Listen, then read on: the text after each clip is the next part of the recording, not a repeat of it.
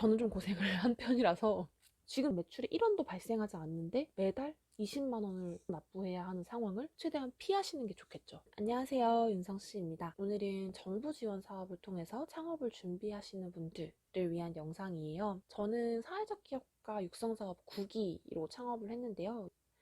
2019년에 창업을 해서 20년, 21년, 3년 차가 되어가고 있네요. 제가 경험을 했던 게 사회적 기업가 육성 사업이기 때문에 이 육성 사업을 기준으로 말씀을 드리긴 할 텐데, 이거 외에도 뭐 예비 창업 패키지라든지 예비 창업자에게 일정 금액 2, 3천만 원의 금액을 융자하는 것이 아니라 지원하는 형태라면 반드시 사업자 등록증을 내고 창업을 하는 것이 기초적인 평가 지표가 됩니다. 그 중에 법인으로 설립하라라는 항목이 명시되어 있는 사업들이 있어요. 네, 이런 사업들을 통해서 법인으로 설립하시게 될 경우에 내가 어떤 변화에 동의한다는 것인지를 잘 알지 못해서 당황했던 기억들이 좀 있어요. 저는 좀 고생을 한 편이라서 많은 대표님들이, 네, 또 많은 예비 창업 분자분들이 잘 인지를 하고 사업을 임하시겠지만 저처럼 정말 아무것도 모르고 그냥 뭔가 정부 지원 사업 통해서 창업한다니까, 또 나라에서 돈도 주고 교육도 시켜주고 나 사업할 수 있게 해준다니까 그냥 이렇게 덜컥 시작하시려는 분들이 계시다면 오늘 이 영상이 정말 도움이 될 거라고 생각을 합니다. 사회적 기업가 육성 사업 지원하시는 데에는 총 3가지 트랙이 있어요. 예비 창업자, 초기 창업자 트랙, 제도전입니다. 제도전 같은 경우는 1기부터 10기 까지 사회적 기업가 육성 사업을 진행하셨던 대표님들 중에 이 육성 사업을 통해서 법인 설립은 하셨지만 아직 사회적 기업 인증을 받지 않으신 분들을 대상으로 하는 게 제도전 패키지고요. 초기 창업자들을 위한 트랙은 이미 사업자 등록증을 가지고 계신 대표님들, 개인 사업자일 수도 있고 간이가세일 수도 있고 어떤 형태이든 사업자 등록증을 가지고 계신 분들이 사회적 기업가 육성 사업을 통해서 좀 소셜 임팩트를 내는 사회적 기업의 단계로 접어들고 싶다라는 분들을 위한 게 창업자 트랙입니다. 그리고 오늘 말씀드리려고 하는 이 예비 창업자 분들을 위한 트랙은 아직 사업자 등록증이 없어요. 그런데 이 사회적 기업가 육성 사업을 통해서 사업을 시작하고 처음부터 좀 소셜 임팩트를 내는 데 맞추어져 있다라고 계획하시는 한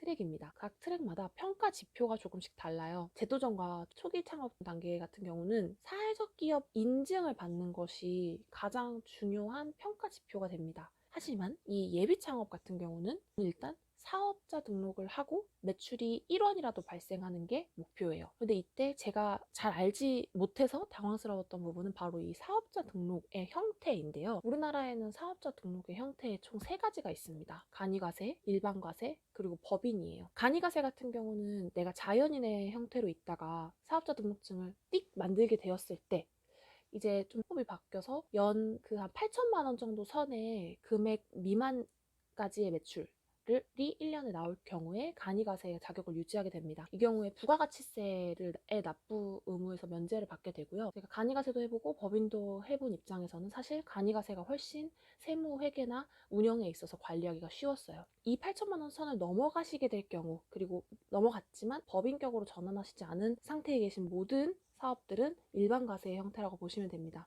그런데 이 일반 과세의 형태에서 매출이 어느 정도 규모가 커질 때 대표님들이 법인으로 전환을 하시게 되는데요. 그 가장 큰 이유는 바로 누진세율 때문입니다. 왜냐하면 일반 과세일 경우에 누진세율이 최대 50%까지, 매출이 10억 이상으로 크게 나왔을 때 50까지 굉장히 큰 누진세율이 발생하게 되는데, 법인 같은 경우는 10%에서 25%를 넘어가지 않기 때문에 매출이 커지시면 법인으로 전환을 하시죠. 제가 왜 이렇게 긴 설명으로 일반적인 산업의 상황에서 법인을 설립하게 되는 케이스에 대해 말씀을 드렸냐면, 매출이 발생하지 않은 예비 창업자가 바로 법인으로 하는 것이 일반적이지 않다라는 말씀을 드리기 위해서였어요. 물론 여러 가지 다양한 이유들도 있겠지만 제가 사업을 한 3년 정도 법인의 상황으로 운영해본 결과 법인으로 전환하시는 가장 큰 목적은 절세인 것 같거든요. 그러니까 법인이 져야 할 모든 무게들, 루틴하게 발생하는 비용 부담에 대해서는 이미 감당하실 수 있는 대표님들이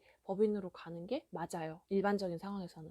하지만 예비 창업자분들이 정부 지원 사업을 통해서 법인으로 덜컥 설립을 하시게 되면 아직 그것을 감당할 매출이 발생하지 않았음에도 불구하고 발생하게 되는 비용들이 있다는 거죠. 저는 크게 2가지를 말씀드리고 싶은데, 하나는 세무 기장료이고요. 다른 하나는 국민연금입니다. 세무기장료에 대해 익숙하신 분들도 계실 거고 처음 들으시는 분들도 계실 텐데 정부 지원 사업에서 이제 막 사업을 시작하는 예비 창업자에게 법인을 설립하도록 안내를 하시는 이유는 법인의 회계 구조가 굉장히 투명하기 때문이에요. 들어오고 나가는 모든 돈들이 세금계산서든 현금 영수증이든 카드 사용이든 어떠한 형태로든 지출이 증빙이 되어야 하고 그 모든 업무를 대표자가 특히나 이제 막 사업을 일으키는 초기 단계의 대표자가 관리를 하기에는 굉장히 힘듭니다. 그래서 세무사님께 한 달에 10만 원에서 15만 원 선의 기장료를 납부를 함으로써 회계를 정리를 하게 되죠.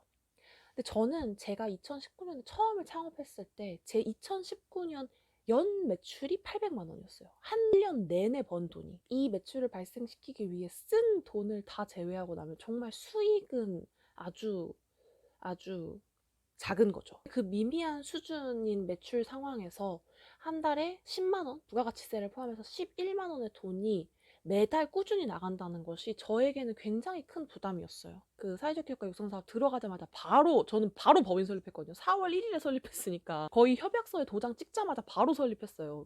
해야 된다고 하니까 빨리 하는 게 좋겠지 하면서. 근데 그것보다는 초반에는 충분히 나의 비즈니스 모델에 대한 가설이 있으실 거잖아요. 그 제품과 서비스에 대한 아이디어가 있으실 거고 이걸 구현해서 어떤 고객에게 판매를 하겠다라고 하는 그 가설이 있으실 텐데 그걸 검증하는 데 시간을 쓰시고 현금 흐름을 만드는 거에 집중을 하시고 실제로 매출이 발생하기 시작하면 어느 정도, 그러니까 최소한 기장료를 낼 만큼의 매출이 발생하셨을 때 법인으로 전환을 하시는 게 좋겠다라는 생각을 합니다. 두 번째로 국민연금에 대한 건 사실 국민연금은 소득 활동을 하는 모든 국민이 내야 하는 국민의 의무죠. 근데 거기서 면제되는 경우들이 몇 개가 있는데 대표적인 게 실직 상태예요. 실직 상태라 하면 이제 고용보험이 없는 상태, 그리고 사업자 등록증이 없는 상태잖아요.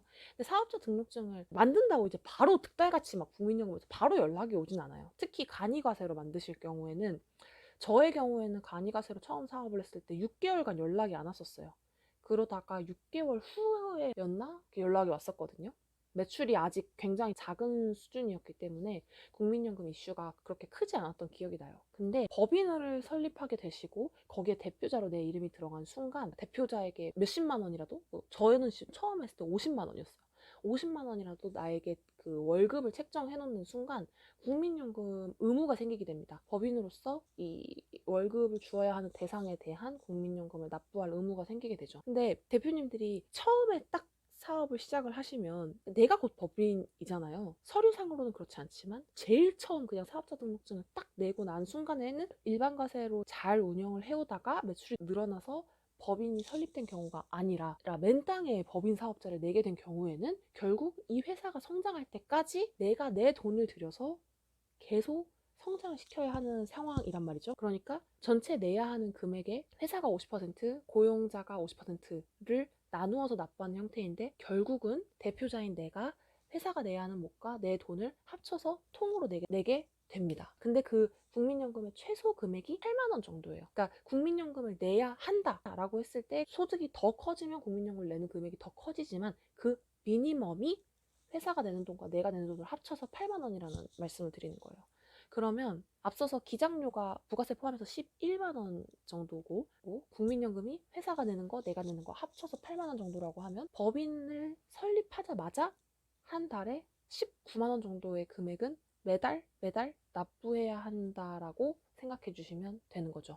근데 이 금액은 기장료와 국민연금 비용은 사업비 지원비로 사용을 할 수가 없습니다. 대표님의 온전한 자부담으로 납부를 하셔야 하는 거예요. 그러다 보니 아직 나의 수익 모델이 완성되지 않은 상태에서 지금 당장 매출이 1원도 발생하지 않는데 매달 20만 원을 계속 납부해야 하는 상황을 최대한 피하시는 게 좋겠죠. 그리고 이건 여담인데 법인 세우실 때는 가까운 등기국에 가서 세우시면 되는데 이때도 비용이 들어요. 19년에 제가 세울 때는 49만 원 정도 들었거든요. 매출이 3억 이상이라서 세율을 낮추기 위해서 하는 경우라면 49만 원이 큰 돈이 아닐 수도 있겠지만 아무것도 모르는 상태에서 법인을 덜컥 세우라고 해서 갔는데 49만 원을 내라고 한다면 작은 돈은 아니죠. 이런 식으로 들어가는 비용이 있고요. 또 법인은 법인세를 납부를 하는데요. 재무제표도 다 작성을 하고 1년치 결산을 다 하는 거예요. 그러다 보니까 이때는 세무조정료라고 해서 기장료와 별도의 금액이 따로 책정이 되는데 이것도 한 30만 원 정도 됩니다. 그리고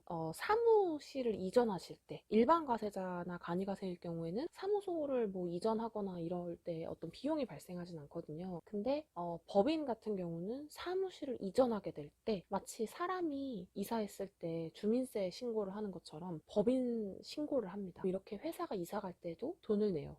이거는 각 자치구마다 금액이 다 다른데요. 한 13만 원에서 15만 원 정도. 여러모로 법인은 참 돈이 들어가는 일이 많아요. 더 챙겨야 할 것도 많고 돈을 쓰실 때마다 사용하실 때마다 어떤 형태로든 동대문이나 남대문이나 어떤 시장에서 소액으로 샘플할 때 뭐 3만 원, 5만 원 이렇게 할 때 사장님들이 영수증 끊어주기 정말 싫어하시잖아요. 특히 계산서는 진짜 뭐 또 3만 원짜리 사면서 계산서냐고 하시기도 하지만 3만 원 3번 사면 9만 원이고 9만 원 또 3번 사면 27만 원이기 때문에 그 자잘자잘한 돈들이 다 모여서 나중에 결국 내가 부담해야 하는 세금이 되거든요. 그래서 정말 100원 한 장 사용하는 것도 다 기록으로 남기고 증빙 자료를 남겨야 하는 그런 번거로움이 있습니다. 물론 익숙해지면 커피 마실 때 카드 내는 것처럼 편안해지긴 하는데 하지만 처음 딱 그런 변화를 막닥뜨리게 되면 너무 막 머리 깨질 것 같고 너무 어렵고 복잡하고 그렇죠. 지금도 복잡합니다. 그런 게 있기 때문에 정부 지원 사업을 통해서 창업을 하시고 법인을 설립하시려고 하는 예비 창업자분들께서 너무 덜컥 하라고 하니까 만들지 마시고 법인을 세우게 되면 이런 변화가 있구나 라는 거를 인지하시고 나에게 가장 적절한 시기를 맞춰서 창업을 하시면 좋겠습니다. 지금까지 정부 지원 사업을 통해서 법인을 설립하실 경우에 발생하게 될 2가지 변화에 대해서 말씀을 드렸습니다. 매달 납부해야 하는 기장료가 있다라는 거 11만 원 정도 이게 가장 미니멈이에요. 그리고 국민연금 납부해야 하는 최소 금액이 8만 원 정도에서 시작을 한다는 거. 오늘 제가 준비한 영상이 마음에 드셨다면 좋아요와 구독, 알림 설정은 제가 다음 영상을 만드는데 큰 힘이 됩니다. 감사합니다.